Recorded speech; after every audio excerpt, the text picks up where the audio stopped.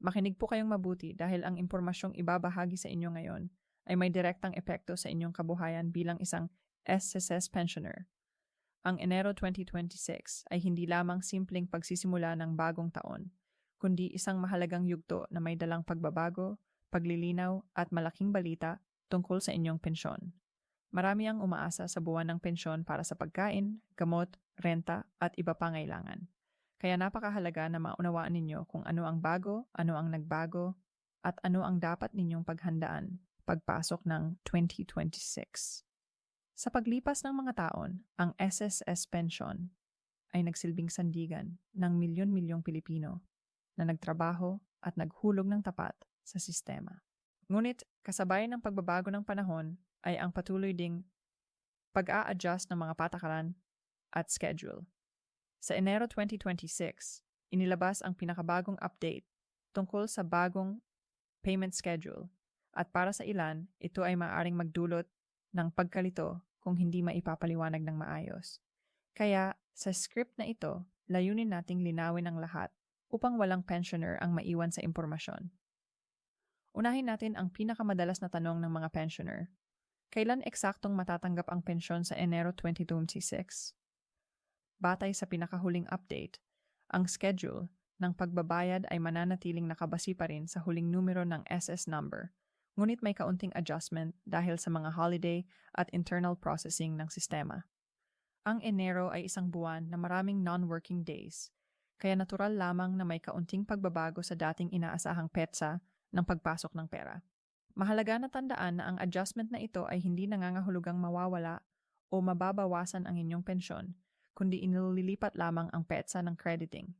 Para sa mga pensioner na tumatanggap ng pensyon sa pamamagitan ng bangko, maaaring mapansin na ang pera ay papasok ng bahagyang mas maaga o mas huli kumpara sa mga nakaraang buwan. Ito ay dahil sa coordination ng SSS at mga partner banks, lalo na sa unang linggo ng Enero. Ang mga pensioner na gumagamit ng humid ATM o iba pang authorized bank accounts ay pinapayuhan na regular na i-check ang kanilang account upang malaman kung kailan eksaktong pumasok ang pensyon. Ang mahalaga ay huwag magpanik kung sakaling hindi ito pumasok sa inaasahang araw dahil kadalasan ay processing delay lamang ito. May malaking balita rin pagdating sa mas pinaigting na validation process ng SS Enero 2026. Layunin nito na masiguro na ang pensyon ay napupunta lamang sa mga lehitimong benepisyaro. Para sa mga pensioner, lalo na ang mga nasa advanced age o may kapansanan, mahalagang siguraduhin na updated ang kanilang personal records. Ang simpleng bagay tulad ng maling spelling ng pangalan, lumang address o inactive bank account ay maaaring magdulot ng delay sa paglabas ng pensyon. Kaya bago pa man pumasok ang Enero, mainam na i-check at i-update ang inyong impormasyon kung kinakailangan. Kasama rin sa update ang patuloy na paglipat ng SSS sa mas digital na proseso. Sa 2026, mas palalawakin pa ang paggamit ng online services para sa inquiries, updates at monitoring ng pensyon. Ito ay bahagi ng mas malaking hakbang upang mapabilis ang serbisyo at mabawasan ang pila sa mga sangay. Para sa ilang pensioner, lalo na ang hindi sanay sa teknolohiya, maaaring ito ay maging hamon. Ngunit patuloy namang nagbibigay ng assistance ang SSS sa pamamagitan ng help desks at authorized personnel upang matulungan ang mga nangangailangan. Pagdating sa halaga ng pensyon, maraming pensioner ang umaasa na may dagdag o increase sa Enero 2026. Sa kasalukuyang impormasyon, walang opisyal na anunsyo ng general increase para sa lahat. Ngunit may mga individual na maaring makaranas ng adjustment batay sa kanilang contribution record. Ang malaking balita dito ay mas magiging malinaw at transparent ang computation ng pension. Mas madaling makikita ng pensioner kung paano kinuwenta ang kanilang buwanang benepisyo, kung saan napupunta ang bawat hulog at bakit ganoon ang halagang kanilang natatanggap. Hindi rin mawawala sa usapan ang mga bagong pensioner na magsisimula pa lamang tumanggap ng kanilang pensyon sa Enero 2026. Para sa kanila, mahalagang maunawaan ang timeline ng application at payout. May mga pagkakataon na ang unang pensyon ay nadidelay dahil sa kakulangan ng dokumento o hindi kumpletong requirements. Sa bagong update, mas hinihikayat ang maagang pagsusumiti ng lahat ng kinakailangang papeles upang maiwasan ang abala at stress. Isa pang mahalagang punto sa NROI 2026 update ay ang paalala tungkol sa budgeting at financial planning dahil sa posibleng pagbabago ng petsa ng payout. Mahalagang planuhin ang gastusin lalo na sa unang buwan ng taon.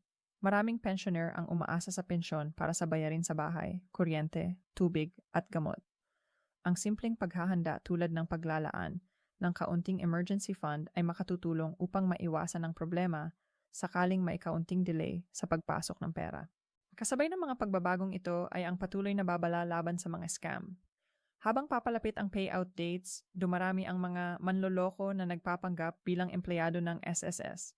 Ang malaking balita ay mas pinaigting ng SSS ang kampanya laban sa mga scam, ngunit kailangan din ng kooperasyon ng mga pensioner.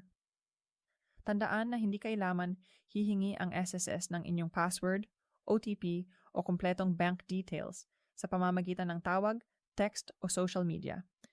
Ang pagiging maingat ay susi upang maprotektahan ang inyong pinaghirapang pensyon. Sa mas malawak na konteksto, ang Enero 2026 SSS Pension Update ay refleksyon ng patuloy na pagsusumikap na ibalanse ang sustainability ng sistema at ang kapakanan ng mga pensioner. Hindi madali ang pamamahala ng isang social security system na sumusuporta sa milyon-milyong tao, lalo na sa harap ng inflation at pagbabago ng ekonomiya. Ngunit mahalagang malaman ng bawat pensioner na ang kanilang boses at karapatan ay mahalaga at patuloy na isinasalang-alang sa paggawa ng mga pulisya. Habang patuloy na nagbabago ang sistema, ang pinakamahalagang sandata ng pensioner ay ang tamang impormasyon. Sa pamamagitan ng pagiging updated at maalam, mas nagiging handa tayo sa anumang pagbabago. Ang Enero 2026 ay maaaring magdala ng kaunting adjustment, ngunit hindi nito binabago ang katotohanan na ang pensyon ay karapatan ninyo. Bunga ng inyong mahabang taon ng pagtatrabaho at paghuhulog. Sa huli, ang mensahe ng update na ito ay malinaw. Huwag magpanik. Huwag umasa sa chismis at laging i-verify ang impormasyon. Ang bagong payment schedule, ang mas mahigpit na validation, at ang patuloy na digitalization ay lahat bahagi ng mas malaking layunin na gawing mas maayos at mas ligtas ang sistema para sa lahat. Sa tamang kaalaman at paghahanda, ang Enero Dental 26 ay maaaring harapin ng may kumpiyansa at kapanatagan. Patuloy nating bantayan ang mga susunod pang anunsyo at update upang masigurong walang mahalagang detalye ang ating mamimiss. Ang inyong pensyon ay hindi lamang pera. Ito ay simbolo ng inyong kontribusyon at sakripisyo. At sa bawat bagong taon na dumarating, nararapat lamang na ito ay mapangalagaan at maibigay ng tama na papanahon at may buong respeto sa bawat pensioner. Dagdag pa rito, mahalagang tandaan na ang bawat pensyar ay may kanya-kanyang sitwasyon, kaya ang epekto ng mga pagbabagong ito ay maaaring magkaiba-iba. May ilan na halos hindi makakaramdam ng adjustment, habang ang iba naman ay kailangang mas maging mapagmatsyag at maagap sa pag-monitor ng kanilang account. Ang mahalada ay huwag ipagwalang bahala ang anumang abiso o paalala na may kaugnayan sa SSS pensyon, lalo na sa mga unang linggo ng Enero 2026, kung kailan kadalasang nagaganap ang mga pagbabago sa sistema. Para sa mga pensioner na may mga umaasang pamilya, ang malinaw na pag-unawa sa bagong payment schedule ay nakatutulong hindi lamang sa personal na budget, kundi pati na rin sa pagpaplano ng gastusin ng buong sambahayan. Ang pensyon ay madalas na nagsisilbing pangunahing sandigan ng pamilya, kaya ang kaalaman kung kailan ito darating ay nagbibigay ng kapanatagan at seguridad. Sa ganitong paraan, mas maiiwasan ang pangungutang o paghiram ng pera dahil lamang sa hindi inaasahang delay o kalituhan sa petsa ng payout. Mahalaga rin ang patuloy na pakikipag-ugnayan sa opisyal na channels ng SS. Ang pagiging updated sa mga anunsyo ay nagbibigay ng lakas ng loob sa mga pensioner na harapin ang anumang pagbabago ng may kaalaman at kumpiyansa. Sa halip na matakot o mabahala, mas mainam na gawing pagkakataon ang update na ito upang mas maintindihan ang sistema at ang sariling benepisyo bilang isang miyembro ng SSS. Sa pagpasok ng 2026, ang pinakamahalagang mensahe ay ang kahalagahan ng paghahanda, tamang impormasyon, at pagiging mapagmatsyag. Ang mga pagbabagong kasama ng Enero 2026 SSS Pension Update ay bahagi ng mas malawak na hakbang upang mapabuti ang serbisyo at masiguro ang katatagan ng sistema para sa kasalukuyan at sa mga susunod pang henerasyon ng pensioners. Sa huli, ang kaalaman ay kapangyarihan at sa pamamagitan nito, ang bawat pensioner ay maaring humarap sa bagong taon ng may kapanatagan, dignidad at tiwala na ang kanilang pinaghirapan ay patuloy na mapangalagaan. Yeah, man.